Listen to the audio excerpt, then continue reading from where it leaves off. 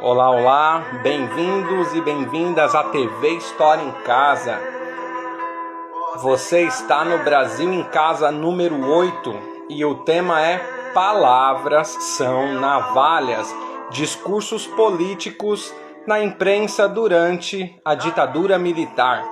E o nosso convidado de hoje é o senhor Carlos Mota, que já está por aí. E a gente está ouvindo aqui Zequete, Opinião. Carlos Mota está entrando. Olha ele aí. E aí, beleza? E a gente vai começar mais ou menos assim, daqui a pouco eu passo para você aí. Estudar a história da imprensa no regime militar é estudar uma importante forma de expressão e manifestação de ideias produzidas e publicadas, ou censuradas. Naquele contexto específico de Brasil pelo país durante os 21 anos de regime de exceção, a imprensa de então não pode ser considerada como um bloco homogêneo que agia e reagia da mesma forma às pressões e demandas do regime militar. Publicações da chamada grande imprensa comercial, que já existia quando culminou o golpe de 1964, e mesmo aquelas que surgiram depois, como a revista Veja, em 1968, tiveram atuações e papéis distintos daqueles exercidos pela imprensa que será chamada aqui de didática, né, que vai vir para todo o povo. Esse trecho eu retirei do trabalho de Júlia de Macedo Rubaini, da UF de São Paulo, está disponível para PDF, para leitura, a respeito da mídia, do período do regime militar, e vocês estão todos no Brasil em Casa número 8. O tema de hoje é Palavras são navalhas, discursos políticos na imprensa durante a ditadura militar. E esse rapaz que aparece aí, na parte de baixo da sua tela, se chama Carlos Mota. Ele é licenciado em História e mestrando em História do Brasil pela UFPI, Universidade Federal do Piauí. Ele é bolsista do CAPES, pesquisa no âmbito da história política, e ele tem na publicação dele o seu TCC, tome nota, discursos políticos da imprensa teresinense, de 71 a 1900 e... Faltou 74. aqui. 74. E está escrevendo, né, para a dissertação em andamento, por dentro da pauta, a imprensa política em Teresina, aí de 71 a 75. Ele está em Teresina, Piauí, e senhor Carlos Mota, seja muito bem-vindo à TV História em Casa e ao programa Brasil em Casa, e gratidão por compartilhar conosco os seus estudos. Gostaria primeiramente de agradecer o convite, os meus amigos que me acompanham aqui pelo Instagram e as outras pessoas que estão agora acompanhando pelo Instagram do História em Casa. Isso é uma ideia que o Thiago teve, mas que eu até já tinha comentado com alguns amigos, já vinha trabalhando nessa ideia, que é justamente levar essa história de uma forma mais didática, levar essa história para alguns públicos que muitas vezes não têm tanto acesso. Então, acho o Instagram uma ferramenta muito legal nesse sentido. E é um prazer também estar aqui participando, falando sobre esse tema, que é um tema que eu venho pesquisando desde 2016. E eu escolhi esse título, Palavras são navalhas, uma referência a uma música do Belchior, onde ele fala que palavras são navalhas e eu não posso cantar como convém, sem querer ferir ninguém. Justamente falando que o poder que essas palavras têm e a forma como elas são empregadas, elas carregam simbolismo, carregam, de certa forma, um poder que pode ou não ferir pessoas. A maneira como essa palavra é colocada pode ou não ferir pessoas. Então, eu acho que aqui, nesse momento, a intenção é justamente falar como algumas dessas palavras eram empregadas durante a ditadura militar, como algumas palavras em específico têm um simbolismo mais forte que outras.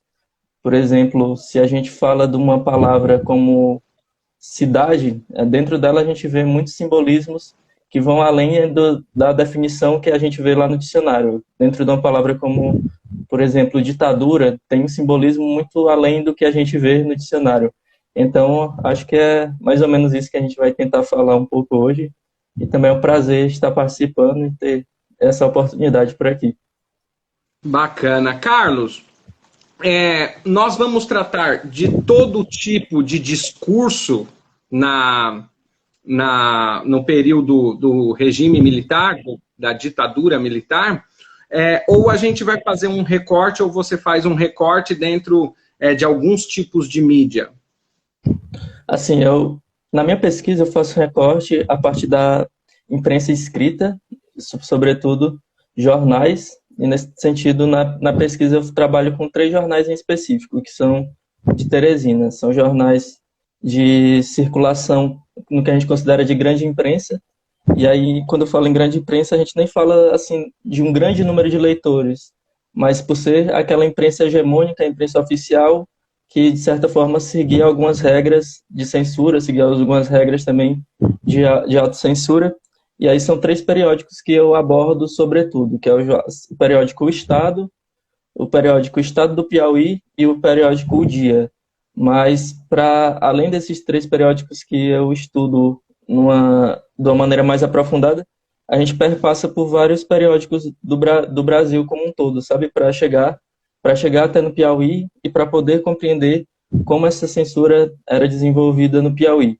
Mas quando eu falo também a respeito dos discursos políticos, é meio que um recorte que eu faço em torno das pautas dos jornais, porque nesses jornais tem pauta de cultura, tem pauta de lazer, coisas que, de certa forma, não deixam de ser políticas, mas quando eu seleciono uma pauta política, eu quero ver, por exemplo, fala em relativas a governador, relativas a senadores, relativas a obras públicas, que, de certa forma, vão ter uma intencionalidade mais preenchida, sabe?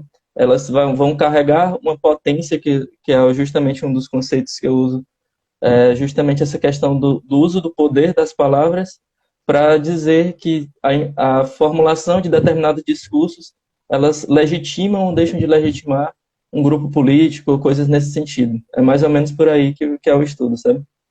Entendi. Então ele vai conseguir fazer o contexto, né, do que está acontecendo em todo o Brasil a partir das ligações com as mídias pesquisadas. Justamente. E aí, nesse sentido, eu abordo mais esse contexto da da primeira metade da década de 70, porque é aquele contexto que é dito como um milagre econômico aqui no Brasil. E aí eu faço um parâmetro, sabe? Saindo do presidente Médici e chegando até o governador Alberto Silva, que é o governador selecionado pelo Médici nesse sentido, nesse cenário, para entender, né, as semelhanças desses discursos, porque muitas vezes a gente, enquanto estudantes de história no Piauí, a gente vê muito sobre a história do Alberto Silva como um dos principais líderes. Não sei se o nome dele ressoa fora do Piauí, mas quando se fala em questão de história do Piauí, é tido como um dos líderes mais carismáticos, um dos líderes políticos que, de certa forma, fez mais pelo Piauí, e ele teve um mandato na ditadura militar e teve um mandato no período democrático. E, de certa forma, o nome dele é muito enquadrado e cristalizado dentro da memória piauiense, e tido como um líder que inovou, que fez certas transformações, e aí, muito em função do primeiro mandato dele durante a ditadura militar, onde foram construídas obras suntuosas na cidade, sabe? E tudo isso está muito ligado àquele momento tido como um milagre econômico no Brasil.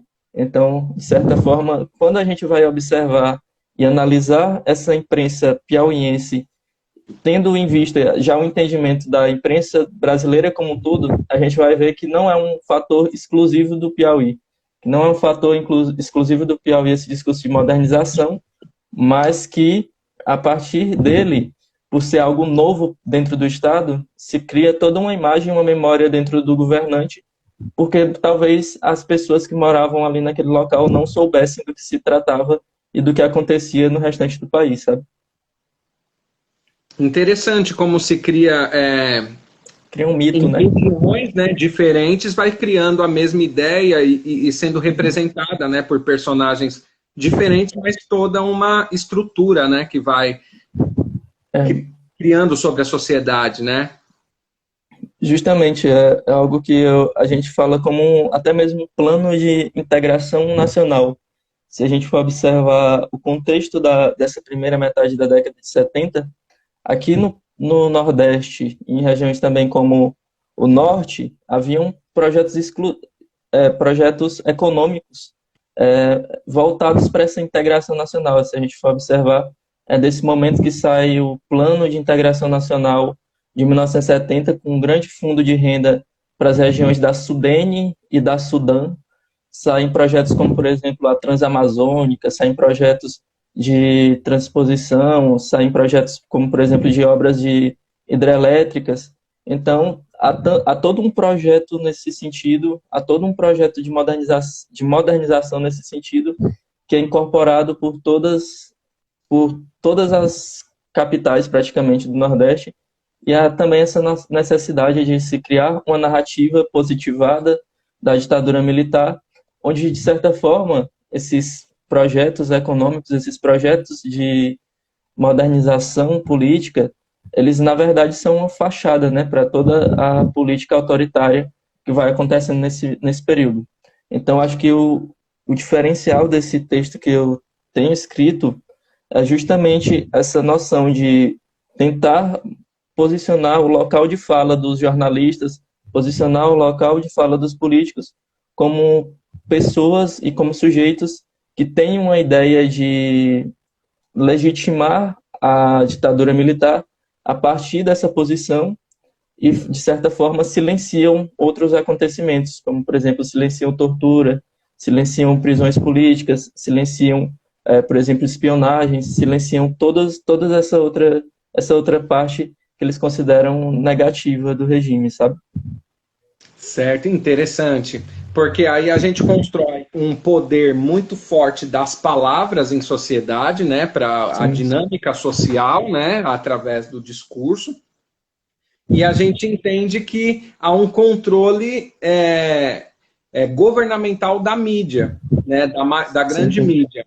Mas também nesse período existia a mídia, que a gente pode colocar como uma mídia independente, que faz o contraponto a esse tipo de discurso também, né? Será que existe esses fragmentos desses textos, dessas mídias mais alternativas? Alternativas. É justamente um ponto que é muito curioso a respeito desse estudo da imprensa na ditadura militar, é porque muitas vezes, eu não sei como são os livros didáticos em São Paulo, né, de onde tu é, mas se a gente for observar que muito do conteúdo didático que a gente observa quando vai estudar uma história da ditadura militar, relaciona a atuação da imprensa a uma resistência à ditadura. Falam sobretudo nesse ponto da censura, né, como um ponto que limitou a atuação de jornalistas e que muitos jornalistas resistiram à ditadura militar, mas pouco se fala sobre os jornalistas que colaboraram para a ditadura militar.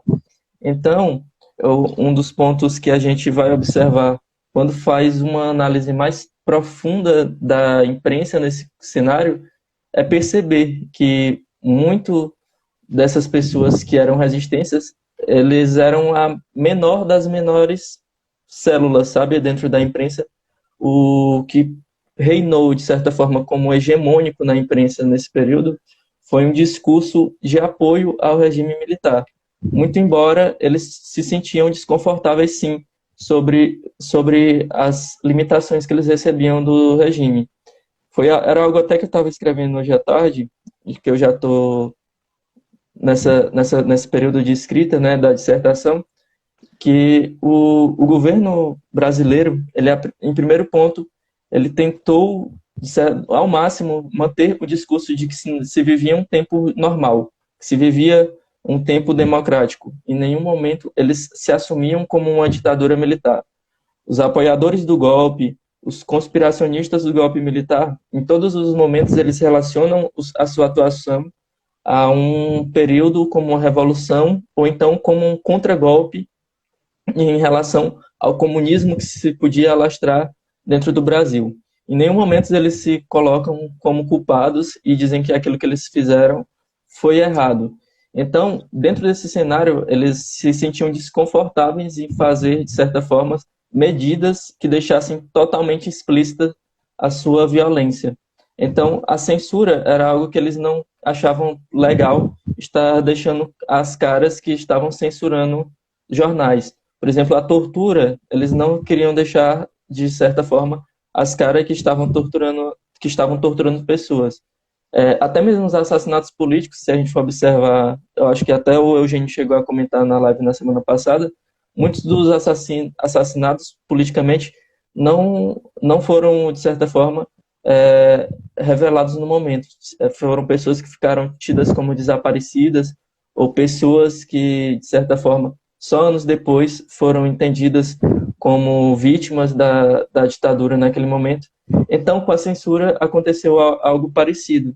Em primeiro momento, até mesmo quando os militares assumem o governo, eles buscam meios legítimos de instalarem a censura, recorrendo a decretos legislativos ainda do governo de Dutra, que sucedeu Getúlio Vargas, que é de mais ou menos 1946, 1947. Haviam decretos naquele momento em que legislavam sobre as diversões públicas, e neles tinha um decreto muito tentacular que censurava, por exemplo, imprensa, que censurava teatro, que censurava televisão.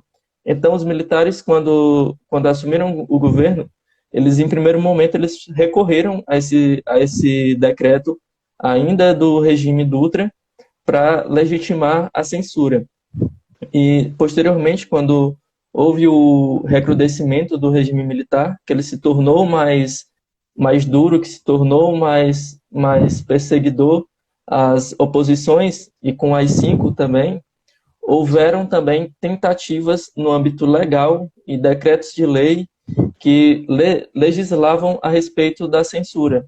Então, eles tentaram, de certa forma, enquadrar essa censura, a princípio, num âmbito legal, para, de certa forma, não falar que era uma arbitrariedade ou uma lei, ou, quer dizer, ou uma medida excessiva.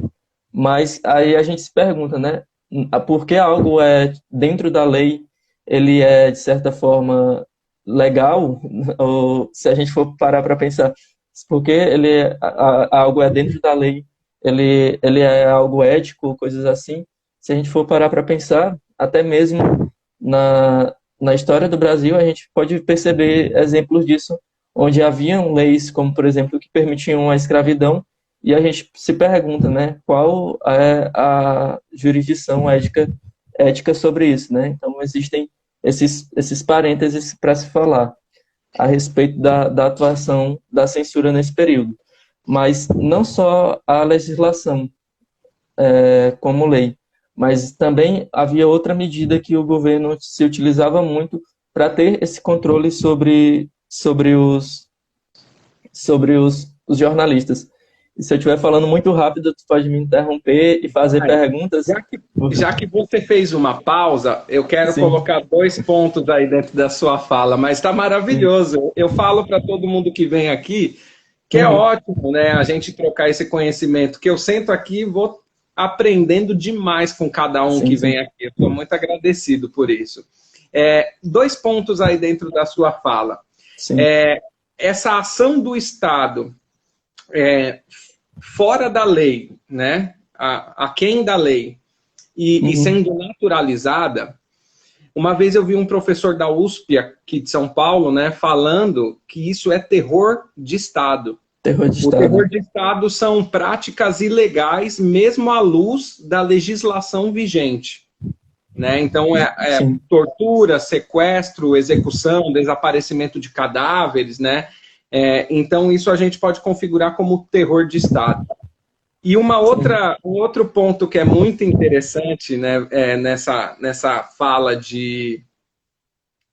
da construção do jornalismo, e que você coloca que pequena parte apenas fazia esse papel resistência, né? de resistência, e está nos livros didáticos como a chave, né, do jornalismo, a gente tem que entender que algumas das mídias hoje que nós temos grandes, elas são surgidas dentro do período do regime militar ou da ditadura militar. Como eu citei no início, a revista Veja, né? A gente também pode citar a Rede Globo, que é de 1969, né? Então a gente tem aí já televisiva a maior, e dentro das revistas também uma das grandes nacionais, né? Então, as concessões para os meios de comunicação, então, os salários pagos a jornalistas dentro desses meios, eles já têm um direcionamento no seu próprio discurso. Você também não vai poder escrever a mesmo texto que é para a Rede Globo, ou para o Jornal Globo, ou para a Veja, do que você escreve, que você distribui para o operário. Né? Então, o discurso ele é bem diferente. E aí, eu vou lembrar o pessoal que, se tiver alguma questão, uma pergunta, ou que seja que queira saber, ou uma dúvida dentro da fala, ou uma provocação, ou uma indicação de livro, alguma coisa, clica no cardzinho com interrogação aí, manda para a gente aqui que a gente consegue projetar e soma com a gente aí nos estudos, beleza? Fica o convite para todo mundo que está assistindo aí. Carlos, segue adiante aí.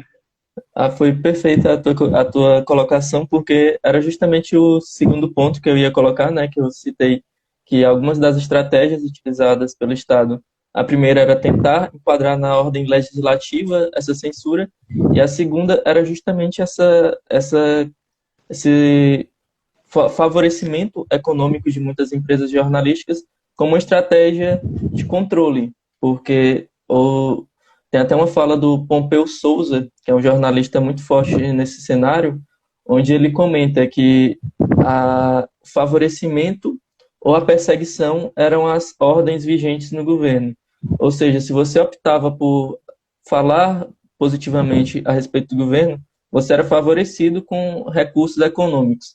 Se você optava por falar de forma negativa, você era perseguido. Então, muitos desses jornais optavam por falar dessa forma positiva, muito embora eles soubessem que eles apenas estavam tirando a corda do pescoço e colocando na orelha. Isso é uma fala que se tornou muito presente dentro desse cenário. Então, só para fazer um paralelo, entre o ano passado e esse ano, eu vi o atual presidente falando sobre concessão da Rede Globo, por exemplo. Essa prática, ela ainda... Sim, a respeito disso, foi interessante você falar aqui sobre esse momento, né, em que a Rede Globo surge no momento da ditadura militar, porque foi um artigo que eu escrevi recentemente, que ainda não foi publicado, mas já tá escrito, que é justamente isso: a verdade é dura, a Rede Globo apoiou a ditadura, que foi uma frase que se tornou muito forte nas manifestações de 2013, e que causou um grande mal-estar na Rede Globo, e que se tornou, de certa forma, presente e se tornou relembrado em 2018, na campanha eleitoral do Jair Bolsonaro. Porque se trocou você... o lado, né, do grupo que sai do grito. Sim, porque algo interessante, se vocês lembrarem, não sei se tu lembra, ou se os telespectadores aqui estão lembrando, mas o Bolsonaro esteve presente em 2 sabatinas da Globo. Uma sabatina no Jornal Nacional e uma sabatina na Globo News, onde ele foi entrevistado pela Mira Leitão, pelo Fernando Gabeira. Em ambas, a Globo cometeu o deslize de perguntar para ele como ele ia gerir o Estado e se ele tinha ainda alguma simpatia com a ditadura militar. E, de certa forma, eles levantaram a bola para ele dar um golpe muito forte na emissora. Na Globo News e na Globo mesmo, ele deu a resposta que o Roberto Marinho havia apoiado a ditadura militar, e que, de certa forma, se ele fosse apoiador da ditadura militar, o Roberto Marinho, que é tido como um democrata, também seria. Então, para ele era uma revolução, e etc, etc. E dentro disso eu fiz um artigo, de certa forma, problematizando isso e problematizando até mesmo a reação da Miriam Leitão naquele momento, onde ela foi, de certa forma, colocada no ponto eletrônico dela para ela repetir uma fala da direção, né? Onde ela dizia que a Globo, assim como vários editoriais daquele período, se deixaram levar pelas circunstâncias e etc., e que naquele momento havia um terrorismo de todos os lados, tanto da direita como da esquerda, e a Globo acabou apoiando o golpe. Então é uma meia-culpa, assim, mas onde eles não de certa forma, não assumem a culpa de verdade. Eles pedem desculpa, mas dizendo assim, olha, mas sabe que naquele lado lá também tinha o terror do comunismo. Foi sem querer que eu fiz isso. E tipo assim, o desconforto maior foi ver a Miriam Leitão, que era uma militante da esquerda naquele período, e que foi torturada pelo regime militar, lendo aquela nota num tamanho de desconforto. E o meu artigo é justamente nesse sentido, colocando ainda um pouco da experiência da Miriam Leitão naquele momento, onde ela chega, a gente hoje vê nos arquivos da ditadura militar, a gente encontra registros, né, a respeito de como ela foi torturada naquele período. Conta-se que ela até mesmo estava grávida no momento que foi presa com o seu parceiro da época e foi colocada num quarto escuro, onde soltaram cobras com ela dentro desse quarto, e que foi um terror psicológico muito grande para ela, porque ela não sabia onde estavam essas cobras e ela tinha que ficar quieta num canto escuro do quarto, com medo de que se mexesse essas cobras a atacassem. E por fim também conta que ela perdeu, sei lá, eu não lembro exatamente, mas acho que ela entrou com 45 quilos e saiu com 37, e no momento ela estava num período de gravidez, e que, de certa forma, foi um risco, uma gravidez de risco, né? Mas dentro dessa narrativa que fala sobre a tortura que ela sofreu, essa tortura psicológica também dentro da ditadura militar, ela fala que não queria nenhuma indenização a respeito disso. Ela só queria um pedido de desculpas oficial do Exército e que eles assumissem que praticaram aquela violência com ela, porque o que ela mais se sentia incomodada era justamente que não havia esse pedido de desculpa oficial e que, em determinados momentos, o Exército se inibia e dizia que não havia praticado tortura naquele período, que era apenas, de certa forma, reação a pessoas que eram realmente guerrilheiros e que eram terroristas, e que, na verdade, ela não se considerava nada disso. E se a gente for observar, o teor do discurso dela é justamente um teor no âmbito da memória também. É algo mais no campo de estudo da história e da memória, onde eu acho que até numa live que eu fiz com o Eugênio, semanas atrás, eu falava justamente sobre os perigos do negacionismo, né? Sobre a necessidade também da memória e de se estar falando sobre o que aconteceu e se estar falando, de certa forma, a respeito da ditadura militar e problematizando o que de fato aconteceu, que é possível falar em fatos em história, mas os acontecimentos que se mostram mais consolidados, que se mostram mais pertinentes a ser debatidos, e até mesmo se questionar a respeito da lei de anistia militar e de anistia aos presos políticos daquele momento.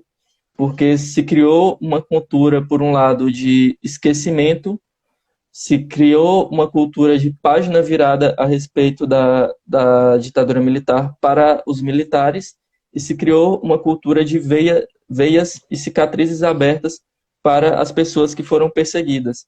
É um texto muito forte que um autor chamado Mateus Pereira, que é um historiador da ditadura, ele escreveu Cicatrizes Abertas ou Páginas Viradas, que é justamente falando sobre a diferença da memória para as pessoas que foram vítimas da ditadura militar e para os militares que foram, de certa forma, algozes da ditadura militar. Que para um grupo a necessidade é dizer, olha, vamos esquecer isso daí, tocar para frente, a história é daqui para frente, isso daí nada importa. E para outro se dizia, não, a gente tem que tratar dessa ferida porque a gente ainda sofre com o que aconteceu, isso não vai ser esquecido e não deve ser esquecido de forma alguma, ou não vai ser cicatrizada essa ferida. Mas são problemáticas, né, dentro da história da ditadura, e que também atravessa essa história da imprensa a partir do momento em que ela influencia o que nós vivenciamos ainda hoje.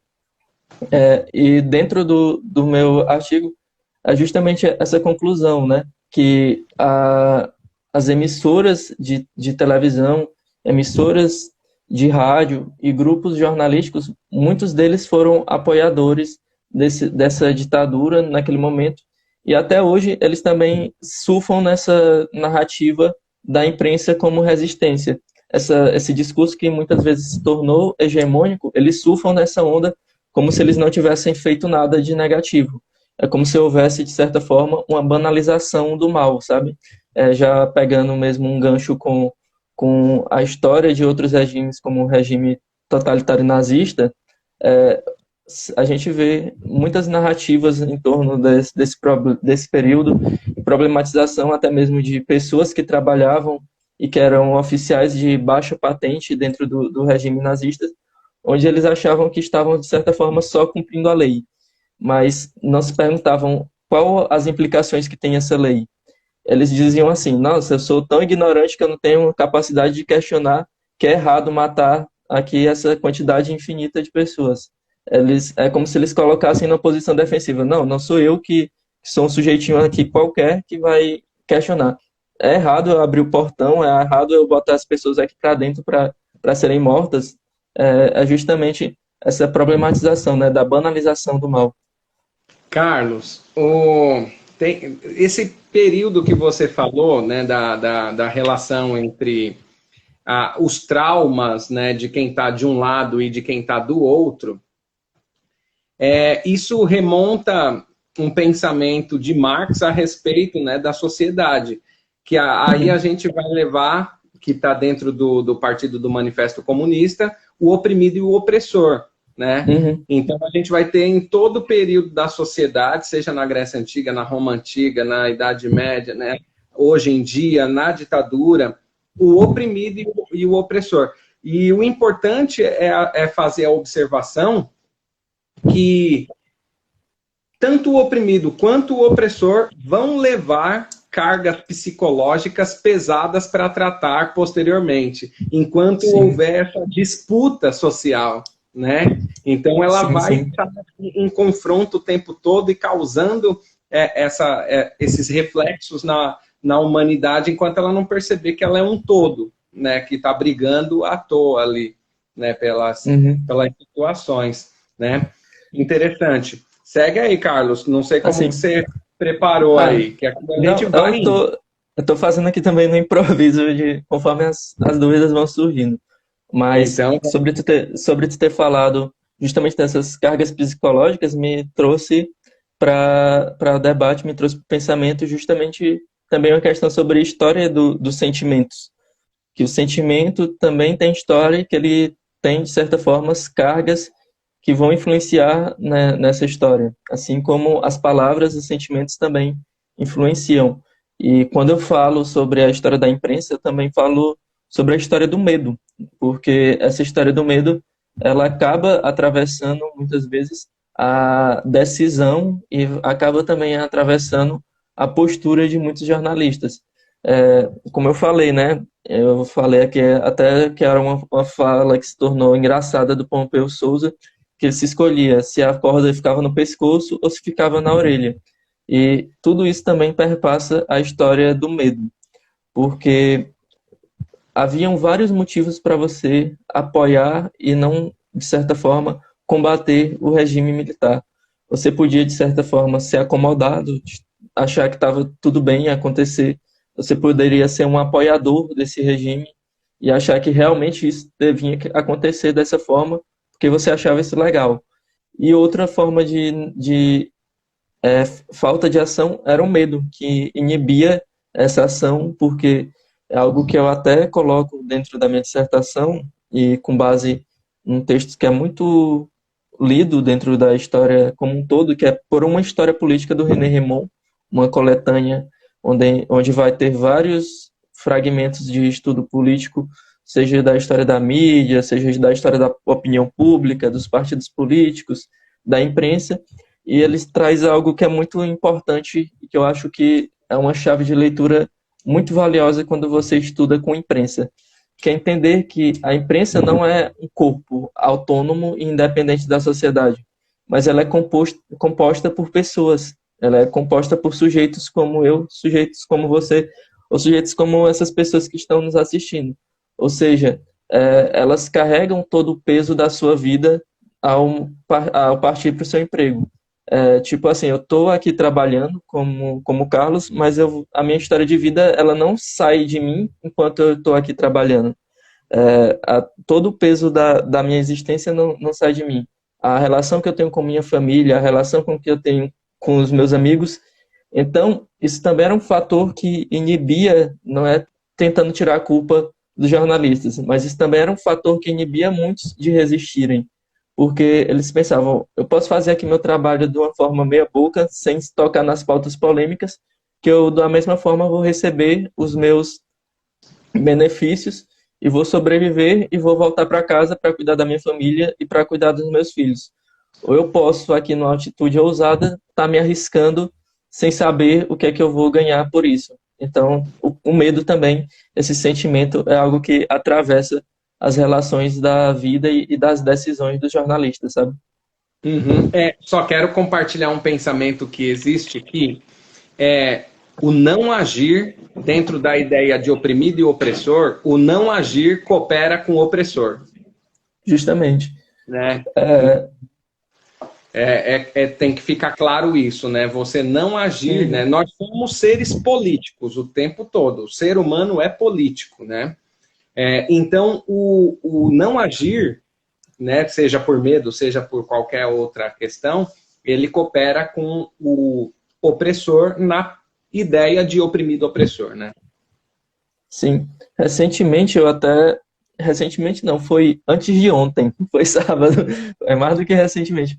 Eu até escrevi um texto para o Jornal 140, que é um jornal do qual eu faço parte como colunista, que falava justamente sobre necropolítica, que é um conceito muito forte e, de certa forma, até recente nos estudos de história, e que onde eu coloco que a violência ou a força do necropoder, ela não necessariamente passa por uma ação. O deixar de agir pode ser tão forte quanto o agir. Ou se a gente trouxer aqui para o nosso contexto de pandemia e a não ação do chefe de Estado principal. Isso também é pesado, isso também tem tantas implicações que configuram como negligência. A negligência de um líder político, ela se constitui como uma forma de necropoder. Se você observar, se há medidas que você pode fazer para impedir que pessoas estejam morrendo no meio de uma pandemia, você deve fazê-las, porque se você tem o poder de fazer e não a faz, você está sendo negligente e está deixando com que as pessoas estejam morrendo. Então, é algo que eu coloco nesse texto, nem falo necessariamente só do Brasil, mas eu falo justamente que a atuação do necropoder não necessariamente passa por uma beleciosidade. Não preciso atirar para matar em você. No momento em que eu nego, por exemplo, você o acesso à água, no momento em que eu nego para você o acesso à comida, no momento em que eu poluo, por exemplo, um ambiente em que você precisa para sobreviver, a partir do momento em que você precisa passar 5 horas dentro de um ônibus para chegar no trabalho, passa 8 horas trabalhando, precisa passar mais 5 horas para voltar, eu estou transformando você em um morto-vivo.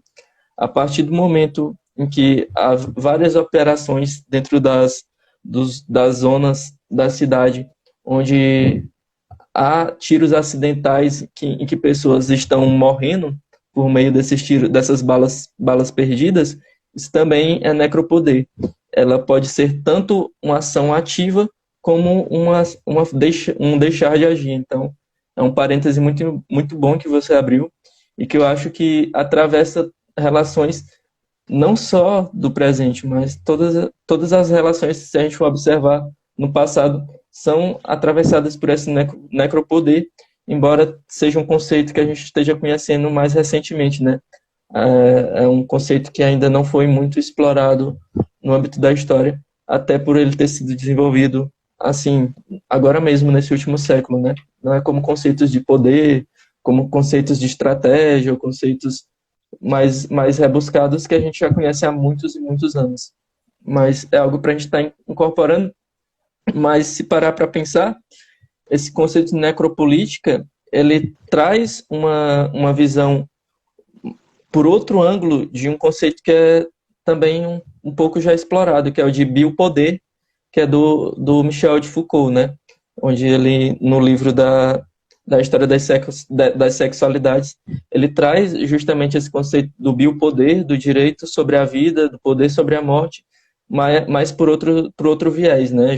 Já trazendo também essa questão da história da sexualidade como um dos vieses mais fortes na leitura do tempo, né? Maravilha. Porque aí dentro do pensamento da necropolítica, a gente pode remontar diversos tempos com essa leitura, né? Sim, sim. Do fim, né? Vai levar para acabar, né? A crise acentuada que vai passar todas as sociedades também, né? O que Justamente. mais temos aí nas anotações a respeito do nosso tema? Olha, a respeito desse tema, não foi nem anotação, mas tá me ouvindo? Sim. Mas eu tenho uma chave de leitura que eu acho muito importante, que é a narrativa do otimismo dentro da imprensa, que é algo que vai ser muito presente nesse contexto, que é justamente alguns historiadores fazem um recorte até antes desse meu, para incorporar a Copa do Mundo de 1970 dentro dessa análise, mas como eu faço uma análise mais política mesmo das colunas de imprensa, eu optei por não recuar meu recorte para incorporar a Copa do Mundo.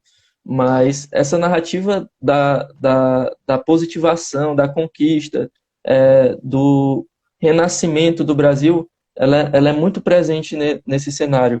E se a gente for observar, agora trazendo um pouquinho mais para o Piauí, que é onde eu tenho uma análise mais aprofundada das fontes, a gente vai observar dentro da pauta política discursos como, por exemplo, o Piauí aceitou o caminho do progresso, o Piauí de mãos dadas com o milagre econômico, o Piauí de mãos dadas com o Médici, o renascimento do Piauí, o ressurgimento do Piauí, a modernização de Teresina, o embelezamento de Teresina.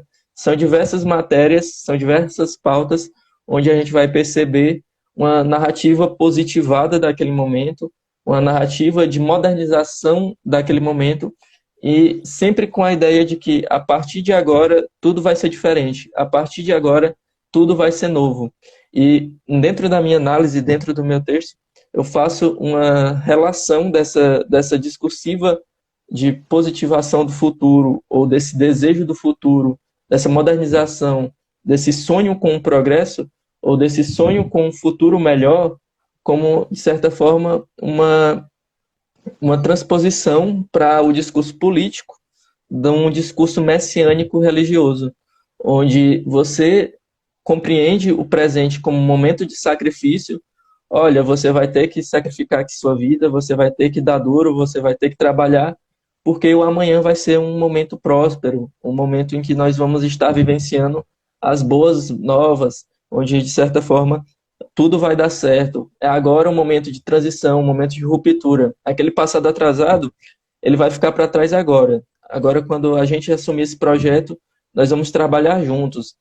Tem algumas pessoas morrendo aqui, tudo bem, faz parte do projeto. É um sacrifício de alguns pela vitória da maioria. E, de certa forma, esse mito da prosperidade, ele é muito forte, porque ele é algo que prende as pessoas no imaginário de um futuro.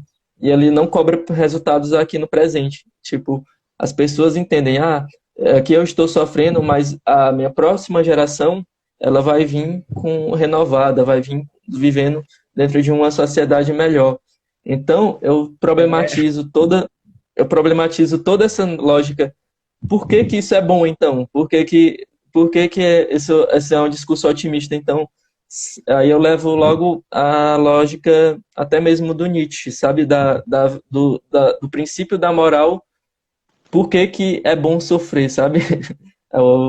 Até mesmo questionando um pouco a lógica do discurso religioso, mas o meu foco é questionar o discurso político. A crítica da religião fica meio que nas entrelinhas, sabe?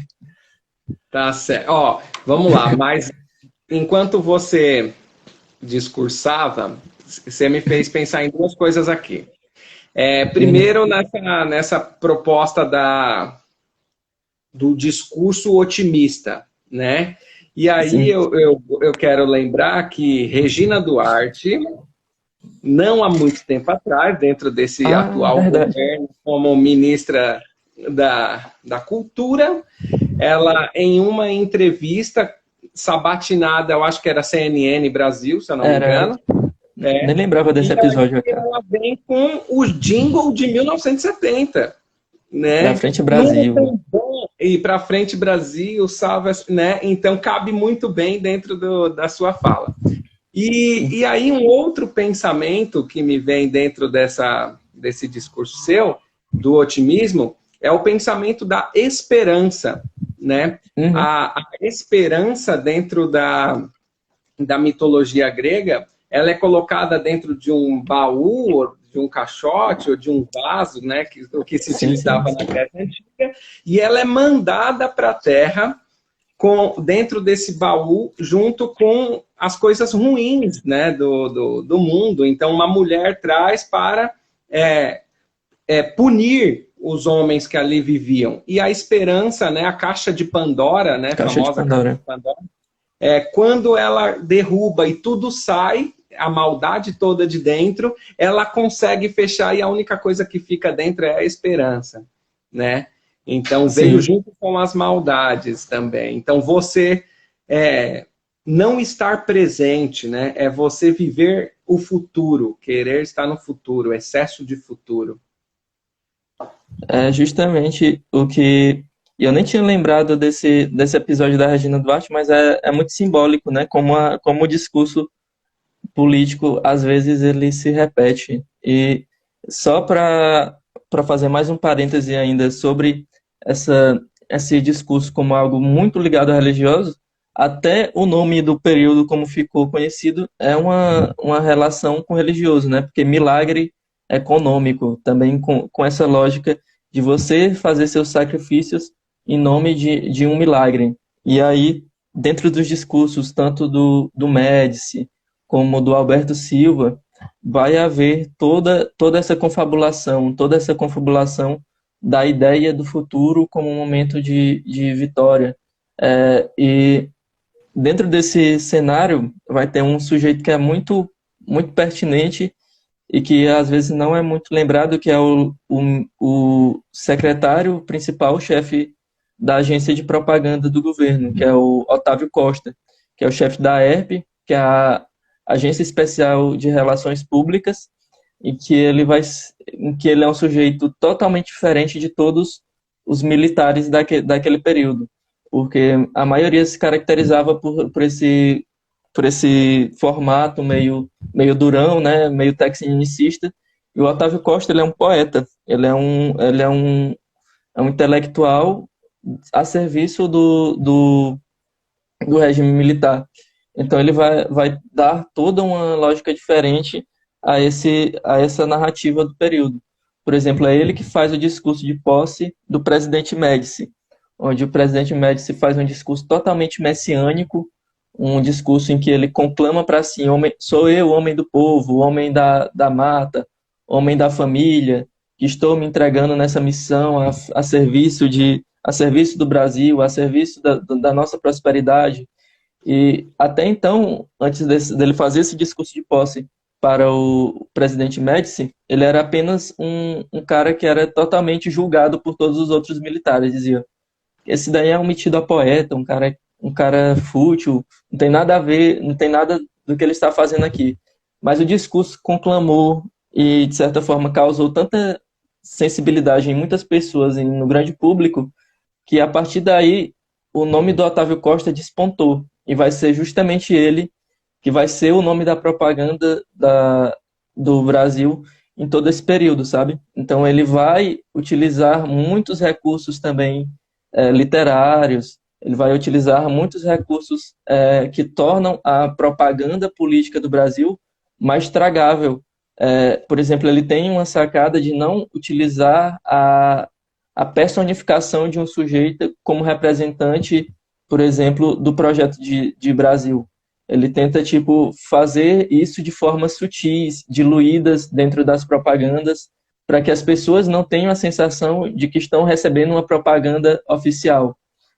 Ele cria personagens, por exemplo, de campanhas para vacinação, que são personagens infantis, que, de certa forma, tem uma sátira por trás para atrair a diversão das crianças.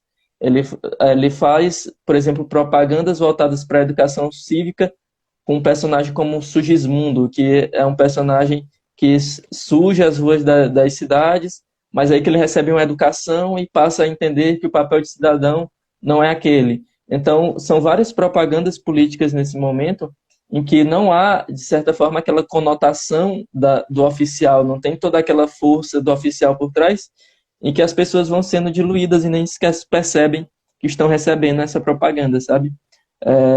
É algo muito marcante. E quando eu trouxe, né, justamente esse exemplo aí dessa educação cívica, eu lembrei aqui de um caso e também lembrei das formas, de certa forma, individuais e formas de micropolítica em que os sujeitos acabam, de certa forma, interferindo na política do outro. Não sei se vai fugir um pouco aqui do tema, mas eu lembrei justamente que não é apenas o Estado autoritário brasileiro, mas é toda a sociedade que está revestida de autoritarismo nesse momento, sabe?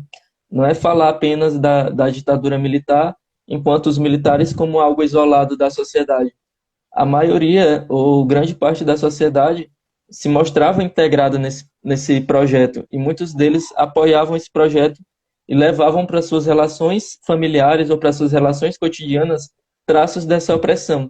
E eu lembrei disso porque eu falei dessa educação cívica e falei das crianças, né? Dessa preocupação já com as crianças e de como muitas vezes elas, com esse olhar ainda ingênuo, acabavam reproduzindo falas autoritárias. E eu lembrei do exemplo de Torquato Neto, que é um poeta piauiense. Ele é até muito conhecido no contexto nacional, provavelmente conhecido no Sudeste, porque ele teve uma grande atuação no Rio de Janeiro. E o Torquato Neto também foi um dos líderes do movimento tropicalista, da música que comporta nomes como Gil, Caetano. E ele fala que, numa de suas idas para o Rio de Janeiro, ele estava cabeludo, né? E quando ele desce lá na praia de Copacabana, ele vai conversar, passear pela orla, ele percebe uma família claramente classe média, onde o pai, o filho e a criança, o pai, a mãe e a criança estão passeando também pela orla. E a criança desde longe começa a apontar para ele, e quando passa por ele e aponta para o cabelo, fica assim, mas ele é homem ou é mulher? Mas ele é homem ou é mulher? E aí o Torquato, como ele era um cara totalmente diferente das outras pessoas, ele responde, sou mulher, para intimidar a criança. E, de certa forma, ele fala que se sentiu intimidado por aquele momento, se sentiu, de certa forma, colocado numa posição em que ele deveria reagir naquele momento, mas pensou, né, que a forma dele usar o cabelo já era também uma forma dele estar resistindo a todos esses discursos hegemônicos que haviam dentro da sociedade. Mas também nos faz pensar, né, como a micropolítica e como a violência do discurso autoritário, ela não transpassava somente em pegar alguém e torturar, mas transpassava em, de certa forma, tá dizendo qual é o tipo de corpo ideal, tá dizendo qual é o tipo de postura ideal, e, de certa forma, tá atravessando todas essas relações na esfera mais individual, né? Na esfera mais do convívio.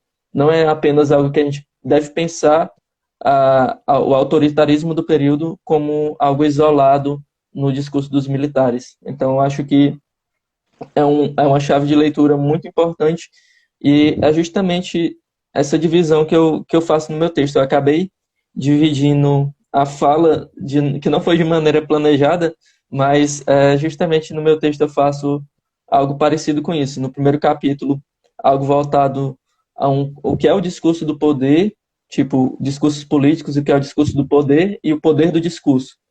No segundo capítulo, eu faço algo mais voltado a esse clima de otimismo, como ele é utilizado para, de certa forma, legitimar o discurso político.